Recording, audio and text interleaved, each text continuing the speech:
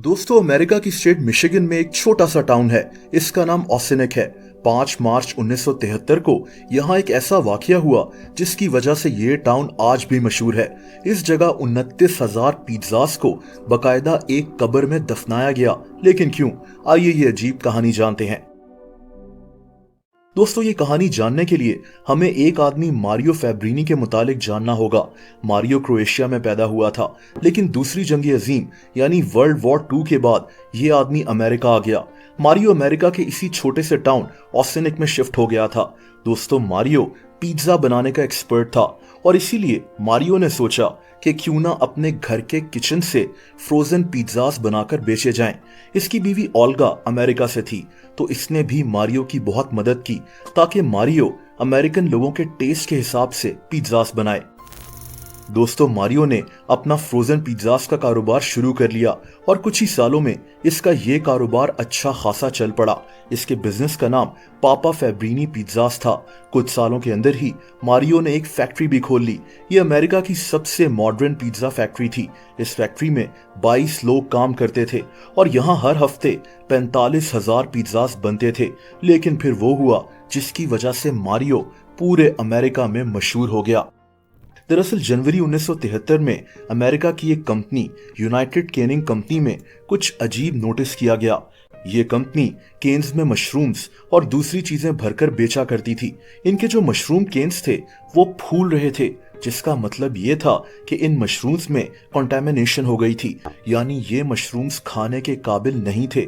इन mushrooms के test किए गए और फैसला किया गया कि ये मशरूम के केन्स जहां जहां भी भेजे गए हैं वहां कांटेक्ट किया जाएगा कि इन मशरूम्स को इस्तेमाल ना किया जाए। दोस्तों, अमेरिका की फूड अथॉरिटी ने टोलोनो पिज्जा प्रोडक्ट्स को कांटेक्ट किया। ये कंपनी पिज्जा की चीजें बेचा करती थी। इन्होंने ही इस कंपनी से मशरूम्स के ये केन्स खरीदे थे और आगे मारियो फैब्रिनी को बेचे थे। मारियो यही मशरूम्स अपने फ्रोजन पिज्जाज में इस्तेमाल करता था। अमेरिका की फूड अथॉरिटी ने मारियो से भी कांटेक्ट किया और कहा कि जितने भी पिज्जास ऐसे हैं जिनमें ये मशरूम्स यूज हुए हुए हैं उनको फौरन फेंक दिया जाए। दोस्तों, मारियो के पास ऑलरेडी 29,000 ऐसे फ्रोजन पिज्जास तैयार हुए हुए थे जिनमें ये मशरूम्स डाले गए थे। बेचारे मारियो के वहमो गुमान में नहीं था कि इसका इतना बड़ा नुकसान होने वाला है। इसमें इसका कोई कसूर नहीं था। बहरहाल इन 29,000 पिज्जास की कीमत $30,000 बनती थी, जिनको मारियो $60,000 में मार्केट में बेच सकता था। ये आज भी बहुत बड़ी रकम बनती है, तो उस दौर में तो ये कितने ज्यादा पैसे थे आप अंदाजा लगा सकते हैं। मारियो को ये पिज्जास फौरी तौर पर जाया करने का कहा गया।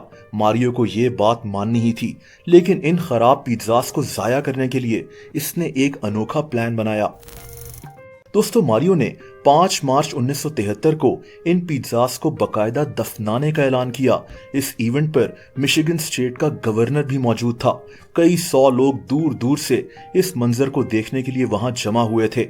मारियो ने एक बहुत बड़ी कब्र सी बनवाई जो 18 फीट गहरी थी। ये 29,000 फ्रोजन पिज्जास को ट्रक्स में लेकर आया था। ये पिज्जास रैपर्स में पैक्ड हुए हुए थे और दोस्तों, बस फिर इन हजारों पिज्जास को जमीन में दफना दिया गया।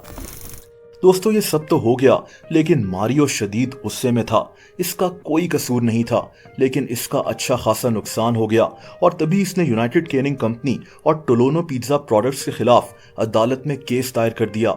इनकी कोर्ट के बाहर ही सेटलमेंट हो गई और मारियो को $2,11,000 दे दिए गए। बहरहाल 1980s की शुरुआत में मारियो का पापा फैब्रिनी पिज्जा का ये बिजनेस नुकसान में जाना शुरू हो गया था और इसने अपनी फैक्ट्री हमेशा के लिए बंद कर दी थी।